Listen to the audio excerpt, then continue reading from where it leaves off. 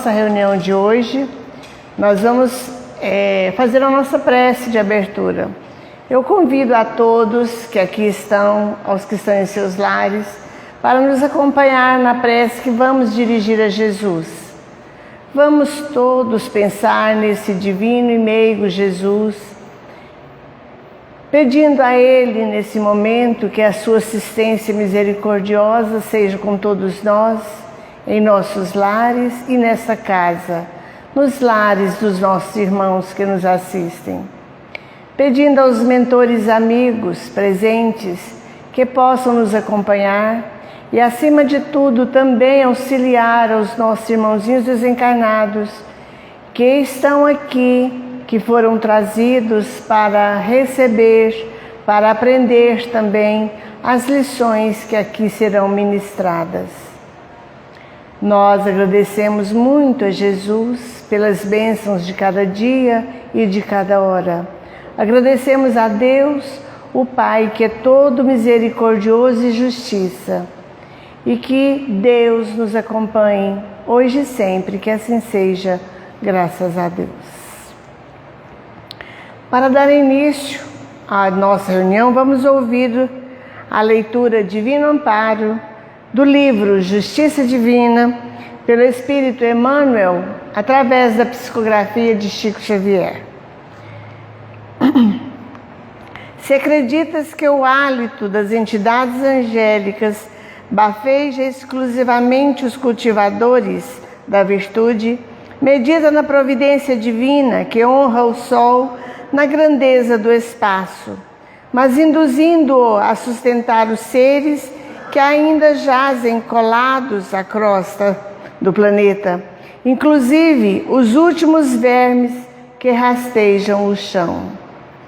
Contempla os quadros que te circundam em todas as direções e reconhecerás o amor infinito buscando suprimir em silêncio as situações deprimentes da natureza. Cachoeiras cobrem abismos, fontes alimentam a terra seca, astros clareiam o céu noturno, flores valorizam espinheirais. No campo do pensamento em que estagias, surpreenderás esse mesmo infinito amor, procurando extinguir as condições inferiores da humanidade. Pais transfigurados em gênios de ternura, professores desfazendo as sombras da ignorância, médicos a sanarem doenças, almas generosas socorrendo a necessidade. Não estranhes, assim, as atitudes dos espíritos benevolentes que estendam as mãos através da mediunidade a companheiros do mundo que te pareçam indignos. Recorda os lírios que desabrocham no estrume, as mães que se escravizam por sublime renúncia ao pé de filhos ingratos. E ainda mesmo diante do irmão reconhecidamente criminoso ou viciado, que te fale de esperanças e consolações recebidas do alto, aprende a respeitar. Junto dele, a manifestação da esfera superior que o solicita, a renovação para o bem. Tanto quanto já sabes, rejubilar-te perante a luz que dissipa as trevas. E se alguém dogmatiza acerca de supostos privilégios na criação, não ouvides que o Criador é bondade e justiça para todas as criaturas, refletindo no Cristo que asseverou claramente não ter vindo à terra para curar os sãos. Que assim seja. Queridos irmãos, nós contamos aqui hoje novamente com o Jorge Cecílio, Ele está aqui novamente para falar para nós sobre esta lição, o Divino Amparo, tá? Então a gente passa para ele a palavra e que ele seja muito bem-vindo à nossa casa.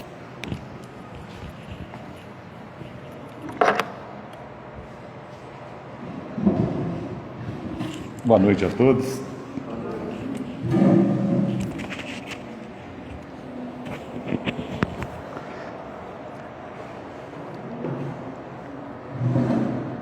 Emmanuel vai nos falar sobre o Divino Amparo, porque é interessante nós ouvirmos esse tipo de lição, esse tipo de chamada de atenção ainda hoje, porque já ouvíamos à época de Jesus, porque Deus tem alguns eleitos e mesmo tendo esses eleitos, porque cumprem a sua vontade, porque existe benefício ou beneplácito da misericórdia para aqueles que em teoria não merecem, porque Deus ajuda os que não merecem auxílio. Por que existe o mal sendo perpetrado no mundo? Pessoas que são agentes do mal. Por que melhorou? Por que essas pessoas que são agentes do mal continuam livres, leves e soltas, fazendo mal no mundo, levando a maldade adiante? Onde está a justiça divina? Então, Emmanuel, ele traz algo que nos parece óbvio. Quem somos nós para questionarmos a vontade divina? Essa é a primeira pergunta que nós devemos fazer. Então, Emmanuel vai dizer que no campo de pensamento em que estagias, surpreenderás esse mesmo infinito amor procurando extinguir as condições inferiores da humanidade, ou seja, o papel de Deus, o papel do Criador que age continuamente para extinguir o mal, através do amor. O mal é fruto da ignorância. Luiz, tem como subir o slide um pouquinho? Tem como subir o projetor um pouquinho, que eu joguei aqui muito no chão. O mal é fruto da ignorância do homem. Nós na verdade, nós vamos ver em A Gênese, quando Allan Kardec, no capítulo 3, falando sobre o bem e o mal, ele vai dizer que o mal surge das nossas paixões. Nós, como seres humanos, nós estagiamos desde o início de nossa experiência no corpo físico, não necessariamente na Terra, nós estagiamos desenvolvendo sensações, e no desenvolvimento dessas sensações desenvolvemos algumas paixões. As nossas paixões, elas surgem no momento em que nós satisfazemos os instintos. Os instintos, eles são físicos e também são psíquicos. Nós vamos estagiando no corpo físico, desenvolvendo esses experimentos, vivenciando esses prazeres.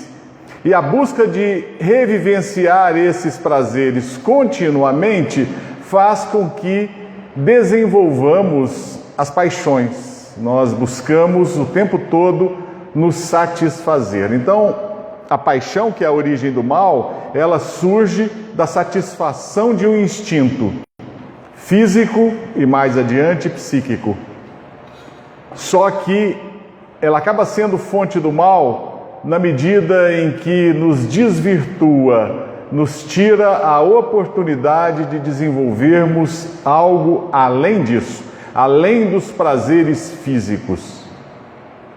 Nós temos facilmente uma identidade coletiva, nós nos identificamos como seres humanos, seres pensantes, seres corpóreos, mas a nossa identidade única, específica, que nos torna nós mesmos, nós temos a dificuldade de desenvolver.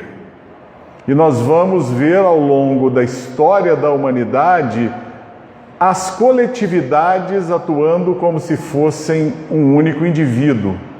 É o que se chama de consciência coletiva. Talvez isso explique a nossa dificuldade em compreender por que nós não somos os filhos eleitos de Deus, por que não temos os privilégios, já que nós cumprimos tudo aquilo que Deus nos pede. É assim que nós pensamos muitas vezes. Eu cumpro minhas obrigações, a começar de dizermos que temos obrigações religiosas. E as nossas, entre aspas, obrigações religiosas são uma tentativa nossa de entrarmos em sintonia com a vontade de Deus. Mas nós trazemos isso para a nossa rotina. Então eu cumpro as minhas obrigações religiosas. Eu tento ser uma pessoa boa. Por que fulano de tal, que teoricamente é mau, ele tem benefício e eu não? E Emmanuel vai dizer que a bondade de Deus, ela atua de diversas formas, na forma de pais transfigurados em gênios de ternura, na forma de professores desfazendo as sombras da ignorância, médicos a sanarem doenças e almas generosas socorrendo a necessidade. A pessoa, certa ocasião, um paciente meu, que é agente atualmente aposentado da Polícia Federal, falou que numa prisão que ele realizou num gerente de tráfico em uma cidade grande do Brasil, eles prepararam e realizaram a prisão fora do ambiente doméstico, como é hoje, né? Hoje eles chegam logo cedo em casa, na casa da pessoa. Nesse caso específico, não. Eles prenderam esse gerente do tráfico fora do ambiente doméstico. E o traficante chegou para esse meu paciente e disse: olha, nem minha mulher nem meus filhos sabem de onde vem o dinheiro que eu levo para casa. E acreditem, é muito dinheiro, viu? Continua sendo muito dinheiro, por isso que o tráfico é sempre uma fonte terrível de perversão e corrupção da sociedade. E ele continuou falando para esse meu paciente, que era o responsável pela operação. Eles não têm ideia da fonte do dinheiro que chega em casa. Eles acreditam que eu sou um honesto advogado, trabalhador, com causas milionárias. E eu não queria que minha esposa e meu filho se decepcionassem comigo antes que eu pudesse conversar com eles. E esse paciente ficou, ou seja, antes que a imprensa noticiasse, ele ficou um pouco tocado e foi com ele até em casa, onde ele conversou com a esposa e com o filho. E o que ele diz é o que chamava a atenção, era a surpresa dos dois, e viviam repetindo, mas sempre foi um pai exemplar, um pai amoroso, um marido presente. Ou seja, mesmo gênios do mal, entre aspas, acabam sendo agentes do amor divino, porque por mais que fosse para a sociedade um ser perverso, um ser transgressor, dentro de casa ele acabava atuando como agente do amor divino. Ou seja, a misericórdia divina, ela atua constantemente, não importa o agente que seja, não importa quem seja o agente pelo qual a misericórdia divina atue, né? Emmanuel vai continuar dizendo: não estranhes assim a atitude dos espíritos benevolentes que estendem as mãos por meio da mediunidade a companheiros do mundo que te pareçam indignos. E certa ocasião, voltando de uma reunião, de um congresso grande, um companheiro meio desalentado disse: por que o Dr. Bezerra de Menezes não falou através de mim e sim através de fulano? Porque afinal de contas eu sempre fui médium de suas palavras. Olha como nós ainda somos presos a convenções ou a eleições que não nos são cabidas, né? Continua então Emmanuel: aprende a respeitar junto dele a manifestação da esfera superior que o solicita a renovação para o bem, tanto quanto já sabes, rejubilar-te perante a luz que dissipa as trevas. E se alguém dogmatiza acerca de supostos privilégios na criação, não ouvides que o Criador é bondade e justiça para todas as criaturas, refletindo no Cristo, que asseverou claramente não ter vindo à terra para curar os sãos. E hoje é domingo de Páscoa. Páscoa significa passagem e significa também o cumprimento de uma promessa. Na passagem de Moisés libertando o povo eleito do Egito, cumpre-se a promessa que Deus fez da Terra Santa. A passagem de Jesus é diferente. Jesus vai cumprir a promessa de resgatar a humanidade. Interessante que o Antigo Testamento ele nos fala que Yahvé estava tão decepcionado com a humanidade que manda o dilúvio.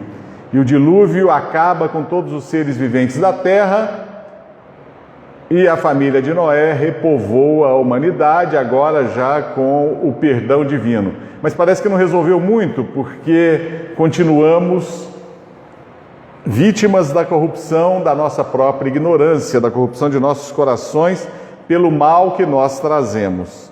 Jesus, ele vem com a promessa de resgatar a humanidade. Vem resgatar os filhos de Adão. Por isso que Jesus é chamado por Paulo de Tarso de um novo Adão. É a nova civilização que nasce a partir de Jesus. E o significado da Páscoa é o cumprimento dessa promessa. Não existe Páscoa sem o sacrifício da morte. Não existe Páscoa sem a paixão. E a paixão do Cristo, que levada ao extremo, é algo que não conseguimos compreender, porque é o Cordeiro que expia as dores, um ser inocente que é condenado por algo que não fez, ou condenado pelo que ele é, especificamente o Redentor, e por isso é condenado. Para nós a paixão deve ter um sentido maior, o sentido de levarmos a cabo a promessa que temos, que fizemos ao Criador, de crescermos em direção a Deus. Os espíritos são criados simples e ignorantes, sem saber algum. Deus deu a cada um uma missão, que é chegar à perfeição pelo conhecimento da verdade. Uns se adiantam mais, outros retardam. É a questão 115 de O Livro dos Espíritos. Nós vamos chegar à perfeição. Para isso depende dos nossos esforços individuais. Por isso que a simbologia da paixão do Cristo deve ser a simbologia do sacrifício que devemos fazer de nós mesmos. Mas estamos nós prontos para esse sacrifício cotidiano? Possivelmente não. Mas nós estamos prontos para refletir. E nesse dia é propício para refletirmos que a vinda gloriosa de Jesus após a morte, a ressurreição após a paixão, deve ter um significado muito grande no nosso compromisso com Deus. Jesus cumpre a promessa. A Páscoa é a passagem, a ressurreição é o cumprimento de uma promessa. A humanidade, ela é salva no aspecto que Jesus nos é modelo e guia e cria a nova civilização. É a redenção dos filhos de Adão, nos dizeres de Paulo de Tarso. Allan Kardec, quando ele reflete em O Céu e o Inferno, e nós vamos ver no capítulo 10 dessa primeira parte, todo o capítulo 10, bem como o capítulo precedente, ele e mesmo o anterior, ele se baseia em cima de palavras de uma pastoral, é o termo correto, pastoral do bispo Guissot. Esse bispo ele faz uma pastoral longa condenando o espiritismo. E então Allan Kardec, no capítulo 10, do item 16, ele continua citando essa pastoral e rebatendo tópico a tópico. O item 16, ele começa com o seguinte tópico dessa pastoral do bispo Gussot: assim, os seres misteriosos que acodem ao primeiro apelo do herege, do ímpio ou do crente, o que importa dizer da inocência ou do crime, não são nem enviados de Deus, nem apóstolos da verdade e da salvação, mas fatores do erro e agentes do inferno. Ou seja, na pastoral do bispo, todas as manifestações espíritas seriam manifestações do diabo e seus asseclas. Seriam manifestações demoníacas, satânicas. Em uma época, estamos aqui no final do século XIX, em que o homem, já tomado pelas ideias iluministas, se coloca como o grande centro do mundo, em que a ideia de Deus, já muito combatida, ela vai se extenuando no coração dos homens. Infelizmente isso é uma realidade. O materialismo ele começa com muita força já no século XVII, é uma corrente extremamente forte o materialismo no século XVII, chega no século XIX no auge, e hoje nós vivemos as consequências dessa morte de Deus,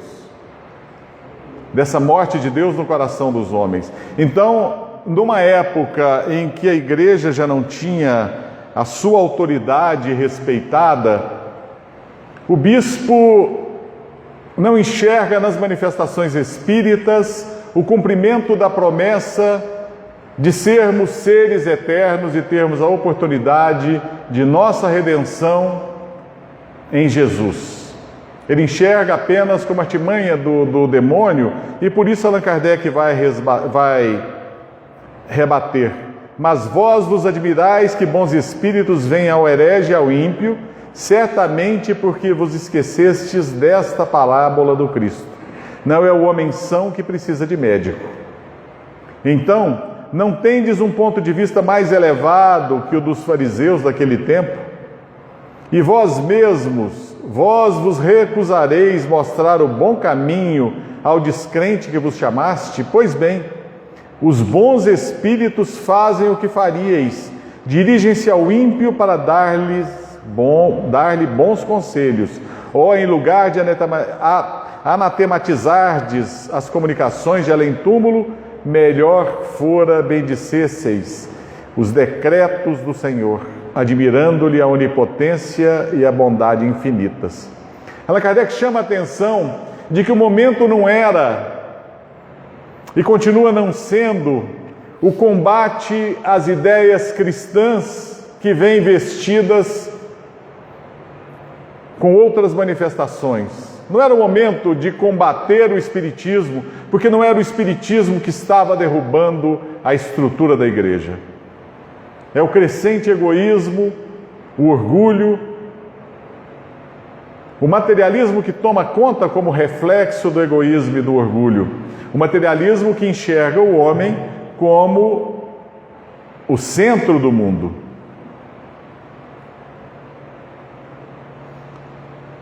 Em o Evangelho segundo o Espiritismo, o tópico é: fora da caridade não há salvação. Porque a caridade é a prática que nos garante estarmos próximos de Jesus, na medida em que ela é realizada de forma a minimizar o egoísmo que ainda existe dentro de nós. Minimizar no sentido contínuo de combate.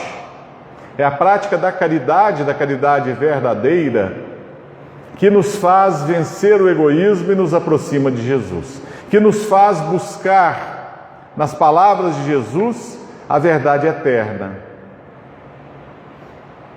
E Allan Kardec vai dizer: Jesus coloca o samaritano, considerado herético, mas que pratica o amor do próximo, acima do ortodoxo que falta com a caridade. Não considera, portanto, a caridade apenas como uma das condições para a salvação, mas como a condição única. Por isso que ele vai dizer: fora da caridade não há salvação. Se outras houvesse a serem preenchidas, ele as teria declinado. Desde que coloca a caridade em primeiro lugar, é que ela implicitamente abrange todas as outras: a humildade, a brandura, a benevolência, a indulgência, a justiça, etc. Ou seja, a caridade é o centro de todas as virtudes, e porque é a negação absoluta do orgulho e do egoísmo. Nós temos virtude sempre que resistimos voluntariamente ao arrastamento das tendências. Aprendemos isso no Livro dos Espíritos. Porém, existem virtudes cardeais. E somadas a essas virtudes cardeais, que eu tive a oportunidade de apresentar aqui no mês passado, nós temos algumas virtudes cristãs. Talvez a mais difícil delas seja a virtude que resume toda a caridade, que é o perdão. O cristianismo tem o perdão como virtude. O perdão das ofensas, algo que não é fácil de ser praticado, porque não é só o esquecimento do mal. O perdão vai muito além. O perdão exige transformação. O perdão exige nossa adesão plena a uma transformação que parte de nós. Nós que fomos magoados, nós que fomos dilacerados, nós que fomos as vítimas do mal, de repente recebemos tudo isso, com toda a razão de reivindicarmos justiça, e devolvemos na forma transformada de perdão das ofensas. Então, o perdão é a grande virtude cristã que transforma o homem escravizado em um homem livre.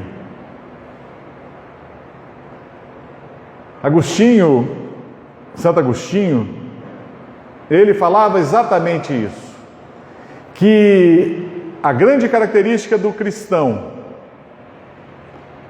é a sua liberdade. O cristão é um ser livre, ele é livre em Jesus, por mais que esteja acorrentado ou estivesse acorrentado. A época de Agostinho, nós tivemos escravidão até o século XIX. A escravidão era legítima. Era algo que você não tinha corte para reivindicar liberdade. Havia uma escravidão legítima. E ele dizia que mesmo escravos, os cristãos são livres, porque seus espíritos não se escravizam, são libertos em Cristo.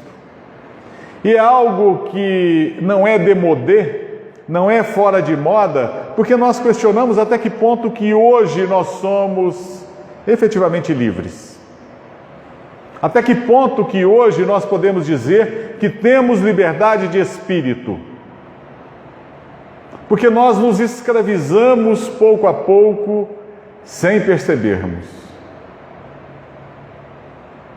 E é algo estranho, porque a linguagem, as palavras que emitimos, elas dizem muito a respeito dos processos mentais que desenvolvemos.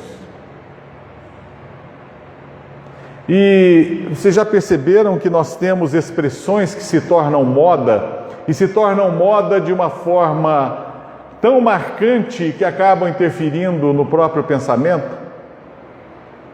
E a gente vai conversando com uma pessoa, se ela concorda conosco, hoje em dia ela diz não é, ou né, ou uma expressão, e não desenvolve. Porque aprendeu no cotidiano. A gente, na comunidade em que vivemos hoje, extremamente globalizada, onde a informação ela corre e nos chega instantaneamente, podem ter certeza, se algo acontecer do outro lado do mundo, instantaneamente todos nós saberemos. porque assim estão as comunicações hoje. Os vícios de linguagem acabam nos escravizando mais e mais. Interessante que não é um movimento característico do nosso país, é global isso. Vários filósofos ou vários linguistas, quer nos Estados Unidos, quer na Europa, falam do empobrecimento da língua, da linguagem, e a consequência disso é o empobrecimento do pensamento. Nós vemos isso nos nossos autores. Há quanto tempo o Brasil não tem um autor?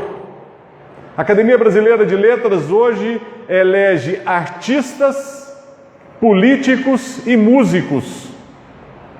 Onde os escritores? Onde aqueles que desenvolvem os grandes recursos da nossa língua? Então nossa linguagem vai se empobrecendo, e isso acontece com a linguagem de todos os povos, ao mesmo tempo em que nós vamos nos escravizando.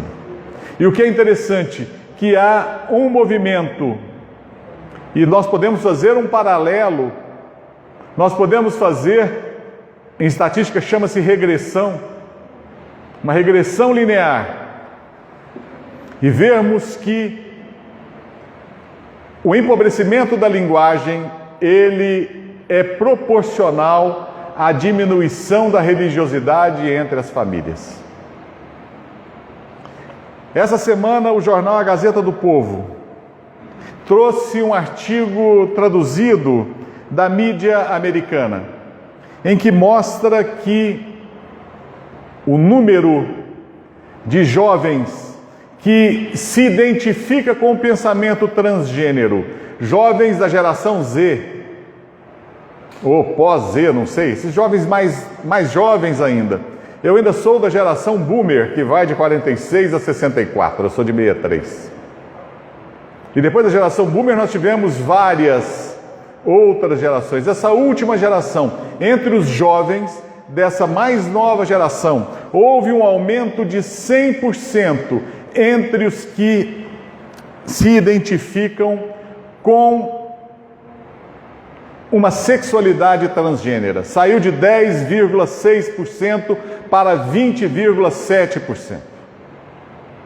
Coincidentemente, houve uma diminuição da influência cristã nas famílias americanas proporcional, uma queda acentuada. O que isso quer dizer? Primeiro, que o grande movimento do determinismo cultural, que começa na década de 1950 nos Estados Unidos, com o objetivo de reduzir a influência do cristianismo na sociedade, está dando certo, o que é uma pena.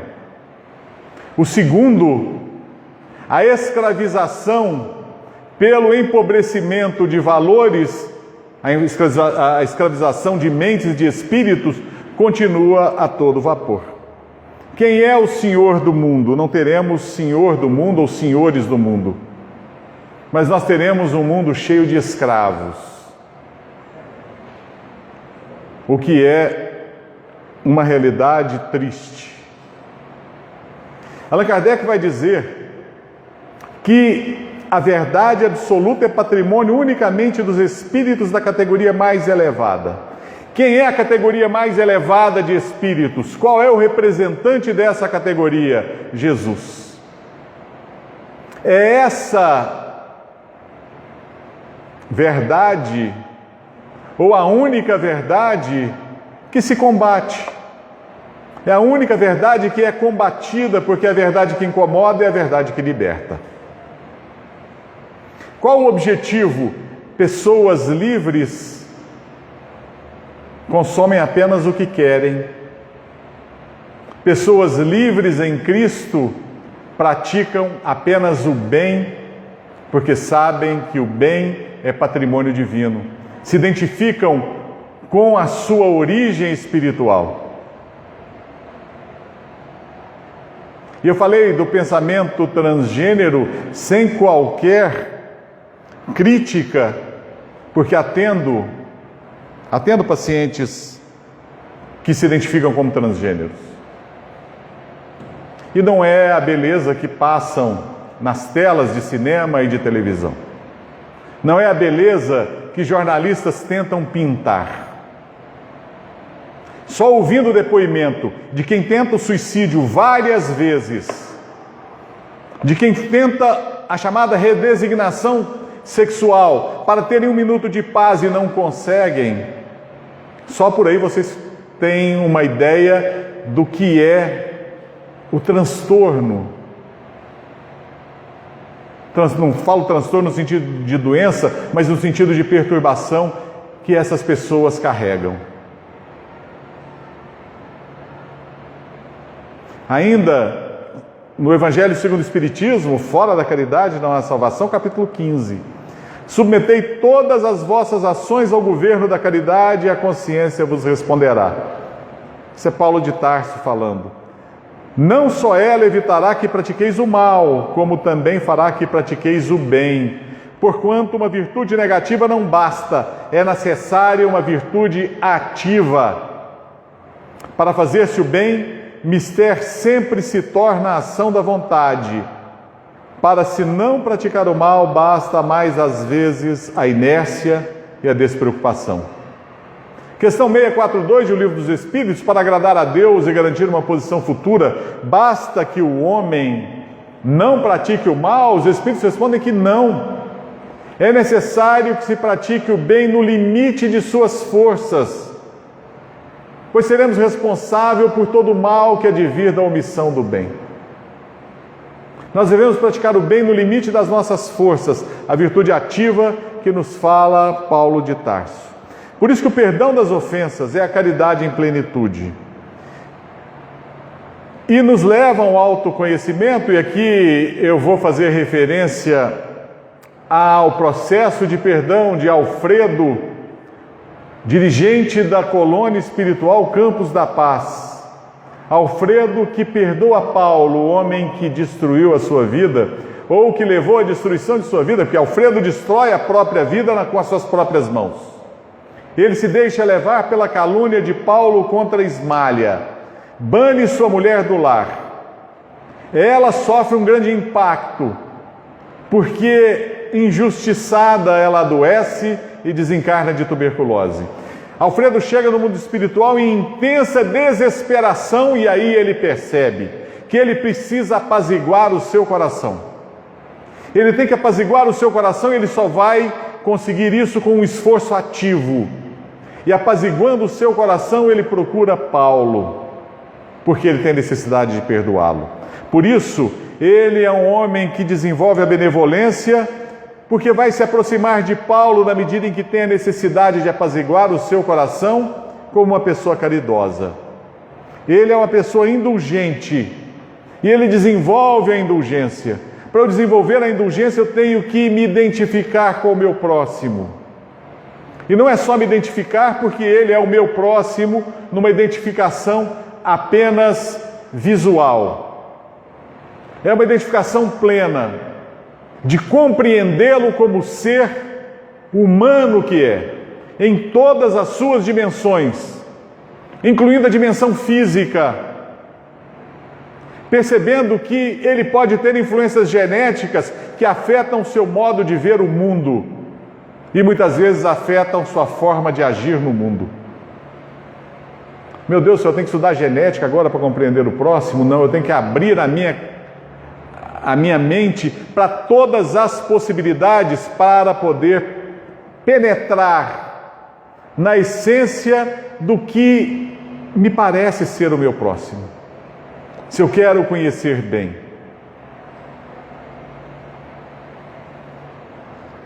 E isso parece o casamento. Porque no casamento há a promessa de dois se tornarem um. A mais das vezes, essa promessa, ela fica só na promessa. Mas em boa parte das vezes, ela tenta se cumprir.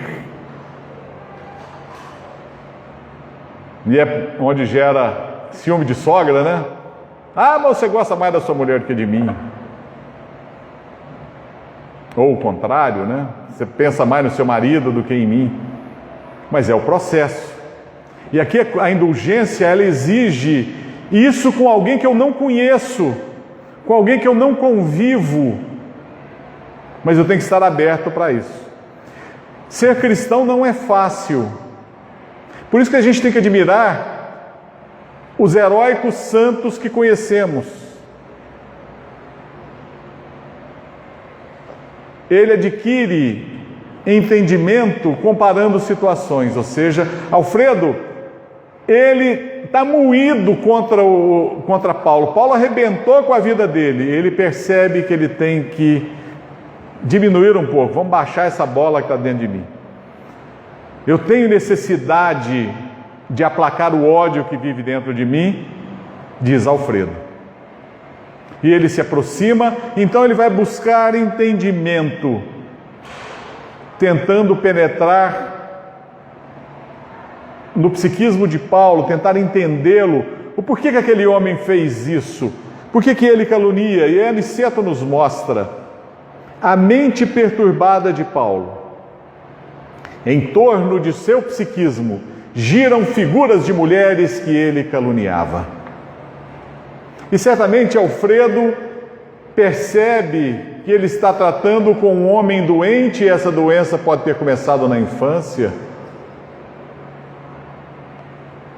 Uma mãe com um relacionamento muito ruim com ele, ou possessiva ao extremo, ou aquele tipo de mãe que ama e odeia ao mesmo tempo, que ao mesmo tempo que o protege, o expõe, não sei dizer, pode ter vindo de outras reencarnações, mas a verdade é que Alfredo compreende, e quando ele compreende plenamente, ele consegue perdoar.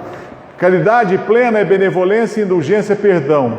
Qual o verdadeiro sentido da palavra caridade?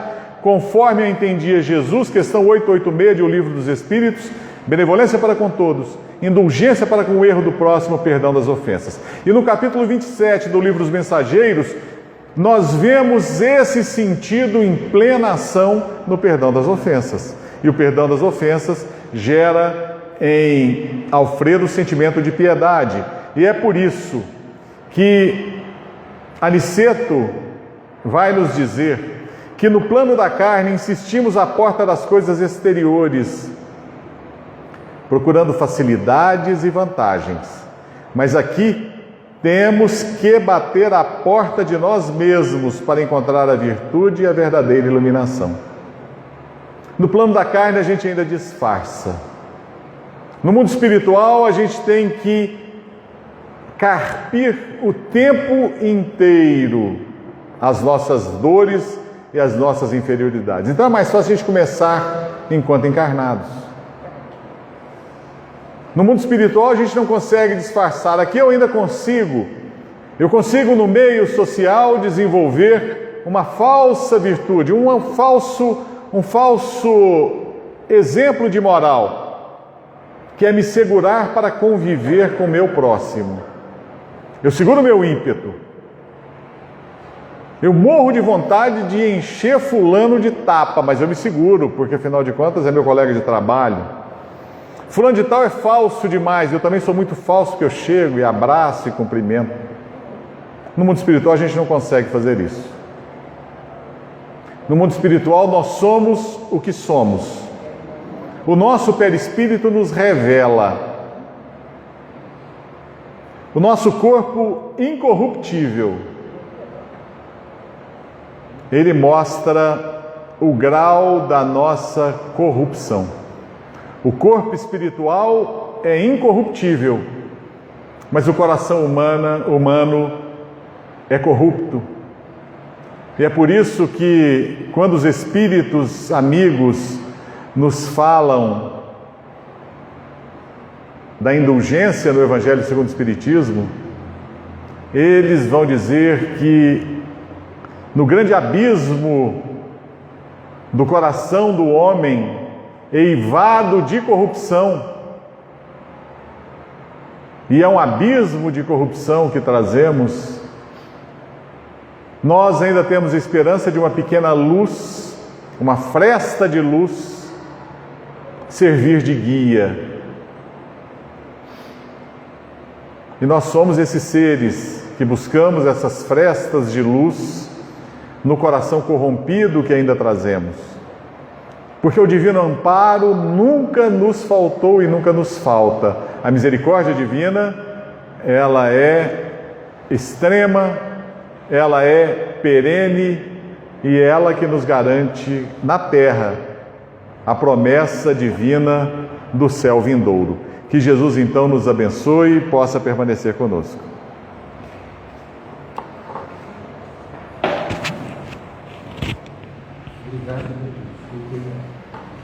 Não vou embora mais. De jeito nenhum. Não vou embora mais. Uai, você falou que não, aqui é melhor? Você falou que aqui é melhor. Não, Luiz, é no chão, para me subir. Está no chão. Você subiu, né?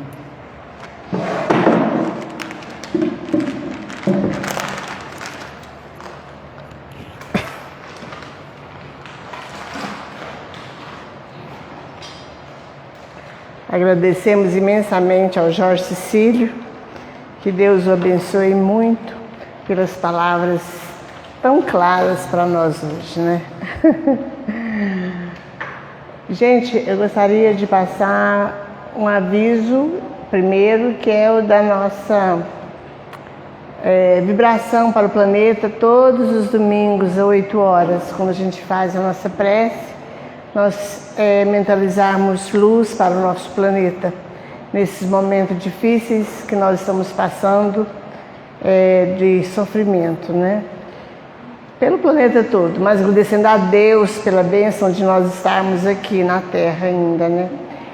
E também avisar, a Alcione pediu para avisar, o André, que não serão feitas as pizzas esse mês, e ficarão para o mês que vem, porque por motivo de força maior, problemas, eles não tiveram condições de fazer essas pizzas. Então, para o próximo mês, continua de pé, né?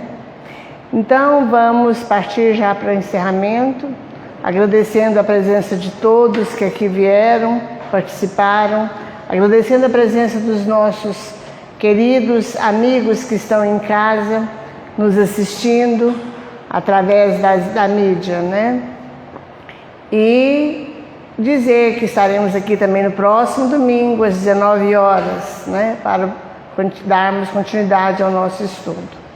E depois do encerramento também, gente, nós teremos o passe para quem quiser participar. Agora, para encerrar, eu queria pedir ao Valdeir para fazer a prece final para nós, para terminar o nosso Valtair. O Valtair. Por favor, Valtair, fazer a prece para nós.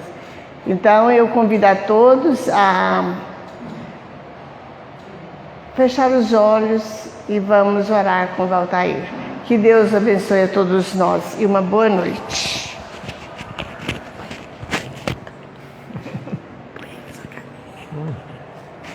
Pode ser aqui? Bem, após ouvirmos a explanação do nosso palestrante, Jorge Cecílio, né? Só nos resta colocarmos em prática, né? Então, com sinceridade, essa sinceridade conosco mesmo, né?